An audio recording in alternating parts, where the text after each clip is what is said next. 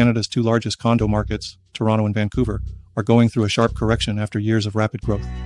Sales are down, inventories are rising, prices are falling, and investors are feeling the squeeze. So what's behind this downturn? And what does it mean for buyers, investors, and developers? After a long boom, condo sales began to drop in mid-2022. By the first quarter of 2025, Toronto experienced a dramatic 75% decline in condo sales. Vancouver wasn't spared either, with sales down 37%. Low interest rates before 2022 fueled strong demand. But as rates climbed over the past 3 years, affordability shrank, reducing buyer interest and compressing investor returns. While demand is cooling, supply continues to surge. In 2024, a record number of condos were completed, over 25,000 units in Toronto and more than 12,000 in Vancouver. This wave of completions reflects past momentum, but it's now colliding with tighter financial conditions and economic uncertainty. In Toronto, pre-construction inventory has ballooned. At current sales rates, it would take nearly 5 years to clear the available units. As expected, prices are declining.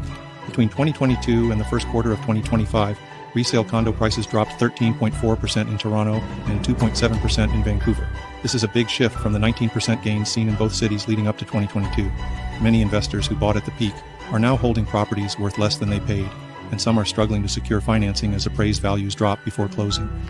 Carrying costs have risen significantly, 24% in Toronto and 29% in Vancouver, but rents have only grown by 15% and 12%, respectively. That means cash flow margins are tightening.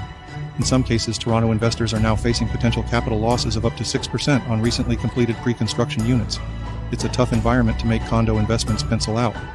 With demand weakening, developers are hitting the brakes. In early 2025, 55% of pre-construction units in Toronto went unsold, just shy of a record. Lenders typically require 70% of units to be pre-sold before they release funding. So many projects are being delayed or scrapped entirely.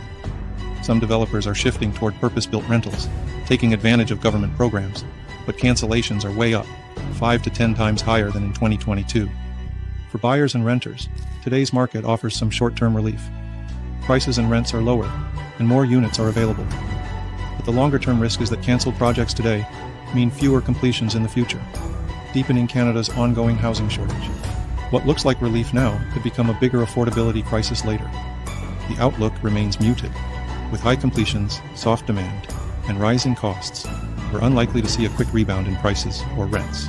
Project cancellations and slower construction starts are likely to continue, setting the stage for a future supply crunch if demand picks up unexpectedly.